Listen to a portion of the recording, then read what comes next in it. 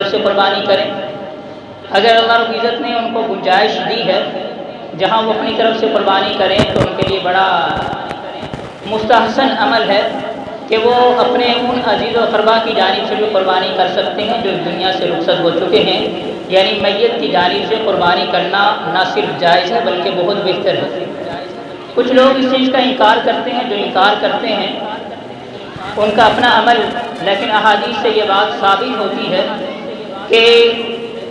میت کی طرف سے قربانی کرنا بالکل درست ہے۔ حضرت علی رضی اللہ تعالیٰ عنہ سے روایت ہے، بلکہ ایک صحابی روایت کرتے ہیں کہ میں نے حضرت علی رضی اللہ تعالیٰ عنہ قربان کو 2 دمبے قربانی کرتے ہوئے دیکھا، تو میں نے پوچھا کہ یہ کیا ہے؟ آپ کی جانب سے تو ایک قربانی کافی ہے، آپ 2 قربانیاں کس کے لیے کر رہے ہیں؟ یہ دوسری قربانی کس کے لیے ہے؟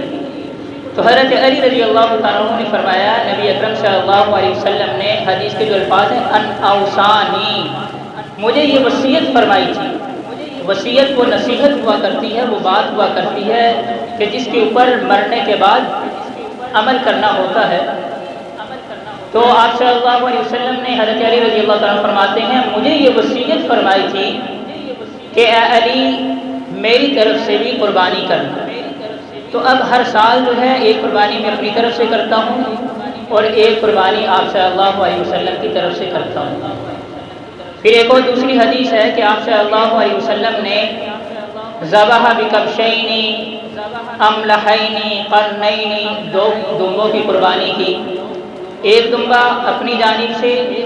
اور ایک دمبا اپنی امت کی جانب سے اللہ کے حضور قربان کی۔ اب آپ نے اپنی امت کی جانب سے تمام لوگوں کی جانب سے قربانی دی، ان میں وہ لوگ بھی آپ کی امت کے شامل ہیں جن کا انتقال ہو چکا یا جو آنے والے ہیں، ان تمام کی جانب سے آپ نے قربانی دی۔ تو معلوم ہوا کہ میت کی جانب سے قربانی کرنا بالکل درست۔ پھر اسی طرح قربانی کے جانور کے بال کاٹنا کیسا ہے، یا ایک اور مسئلہ ہے کہ قربانی کے جانور کا دودھ استعمال کرنا کیسا ہے۔ یہ بات یاد رکھیے گا کہ جب آپ نے قربانی کا جانور خرید لیا ہے، اب اس سے کسی بھی طرح کا فائدہ حاصل کرنا جائز نہیں ہے۔ اگر تو وہ پالتو جانور ہے جو آپ نے قربان کرنا ہے، پھر تو اس سے فائدہ آپ آخر تک حاصل کر سکتے ہیں، اس کا دودھ استعمال کر سکتے ہیں۔ لیکن اگر آپ نے خریدا ہے وہ جانور قربانی کی نیت سے، تو ایسی صورت میں اس کے بال کاٹنا بھی جو ہے وہ جائز نہیں ہے۔ اگر بال کاٹ دیے گئے تو پھر اس کے مطابق جو ہے وہ صدقہ کرنا ضروری ہے۔ اس کا دودھ استعمال کرنا بھی جائز نہیں ہے۔ اگر دودھ دو دیا جائے تو پھر اس دودھ کو صدقہ کر دیا جائے، اگر وہ دودھ استعمال کر لیا گیا ہے تو پھر اس کی قیمت جو ہے وہ صدقہ کرنا ضروری ہے۔ پھر پوچھا گیا ہے کہ قربانی کے لیے رکھی گئی رقم جو ہے وہ گم ہو گئی تو کیا حکم ہے؟ ایک آدمی کا قربانی کا ارادہ ہے، اس کے لیے اس نے رقم رکھی ہے، اور وہ رقم اگر اس سے گم ہو جاتی ہے تو پھر اس میں مسئلہ یہ ہے قربانی واجب نہیں، یعنی صاحب نصاب نہیں ہے تو قربانی واجب نہیں ہوگی، اس کی رقم گم ہو چکی ہے۔ لیکن اگر وہ صاحب نصاب ہے، یعنی رقم گم ہو جانے کے بعد بھی اس کے پاس وسعت اور گنجائش ہے دوسری قربانی کے لیے، تو اب اس کے لیے واجب ہے کہ وہ دوسری قربانی کرے۔ اسی طرح پوچھا گیا ہے کہ مسلم شرابی کا ذبیحہ حلال ہے یا نہیں۔ ذبیحہ کے حوالے سے اب وہ کتنا ہی گنہگار کیوں نہ ہو، اس کا ذبیحہ جو ہے وہ بالکل حلال ہے۔ شرط یہ ہے کہ ذبح کرنے والا اللہ کا نام لے کر ذبح کرے، بسم اللہ اللہ اکبر کہہ کر ذبح کرے۔ اگر جان بوجھ کر یہ تکبیر ذبح کرتے وقت چھوڑ دی گئی، اللہ کا نام نہیں لیا گیا، تو وہ جانور حلال نہیں ہوگا، وہ مردہ ہوگا۔ لیکن بہتر یہ ہے کہ اگر متقی کوئی قصاب مل جاتا ہے تو اسے ذبح کروانا بہت اچھا ہے۔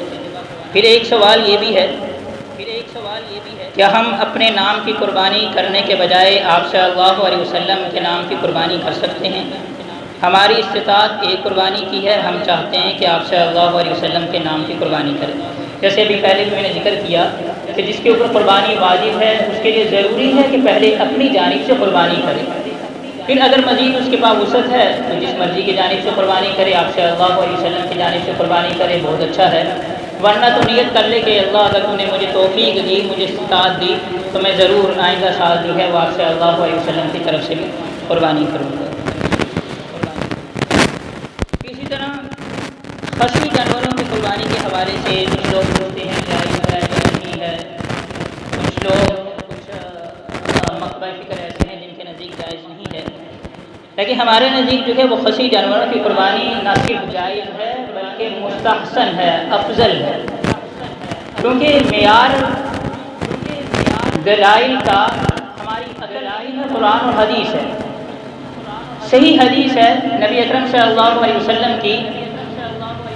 کہ ذبح رسول اللہ صلی اللہ علیہ وسلم بکبشین اقرنین املحین موجوعین، کہ نبی اکرم صلی اللہ علیہ وسلم نے دو ایسے دمبوں کی قربانی کی جو کہ دونوں خصی تھے، تو اس لیے معلوم ہوا کہ ان کی قربانی بالکل درست ہے۔ یہ عیب جو ہے یہ انسان کے اندر تو عیب ہو سکتا ہے، انسان اگر نامرد ہے تو وہ تو ایک عیب شمار ہوتا ہے، لیکن جانوروں میں یہ عیب نہیں ہے بلکہ ان کی خوبی ہے، کیونکہ فقہاء نے لکھا ہے لِأَنَّ لَحْمَهَا أَطْيَبُ، کہ اس کی وجہ سے ان کا گوشت جو ہے وہ زیادہ لذیذ ہو جاتا ہے، تو لہذا ایسے جانور کی قربانی بالکل جائز ہے۔ پھر جانوروں میں حصے کے حوالے سے متعدد مرتبہ عرض کیا ہے کہ بڑے جانور میں اونٹ، اونٹنی ہے، گائے، بیل وغیرہ ہے، اس میں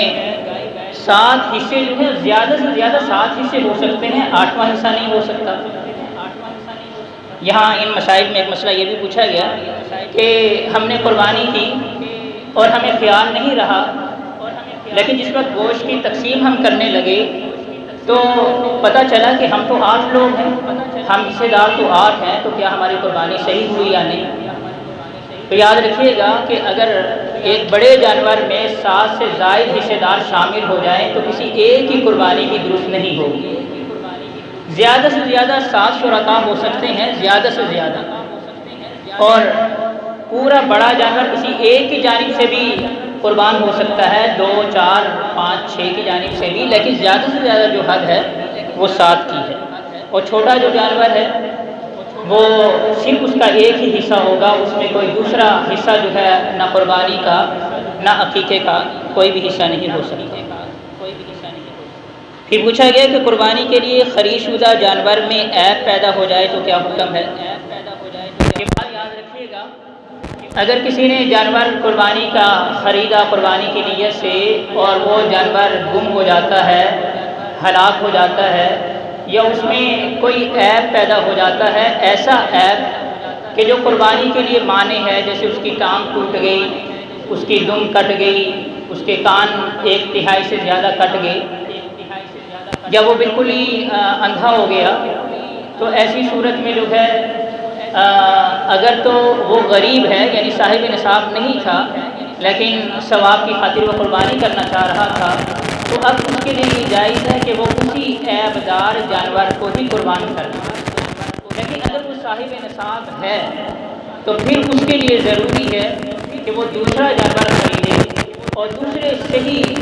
جانور کی جو ہے قربانی کرے، اس عیب دار جانور کی قربانی اس کے لیے جائز نہیں ہے۔ اگر جانور گم ہو جاتا ہے تو پھر وہی مسئلہ ہے کہ اگر وہ غریب ہے تو اب اس غریب کے اوپر دوسری قربانی واجب نہیں ہے، لیکن اگر وہ امیر ہے، صاحب وسعت ہے، تو پھر اب اس کے لیے دوسرا جانور خرید کر اس کو قربان کرنا ضروری ہے۔ بہت سے مسائل ہیں، وقت نہیں ہے۔ پھر ایک آخری سوال کہ ایک جگہ قربانی کا ایک حصہ 15,000 کا ہے، دوسری جگہ 18,000 کا ہے، کس جگہ حصہ رکھ لیا جائے؟ تو یاد رکھیے گا اس میں آپ کو اختیار ہے، آپ چاہے 10,000 والے میں حصہ رکھ لیں، 15 میں، وہ آپ کا اپنا اختیار ہے، لیکن جہاں آپ کا پیسہ زیادہ خرچ ہوگا تو وہاں امید ہے کہ ثواب بھی زیادہ ملے گا۔ کوشش یہ ہونی چاہیے کہ قربانی کا جانور ہم زیادہ خوبصورت، صحت مند، اچھا جو ہے وہ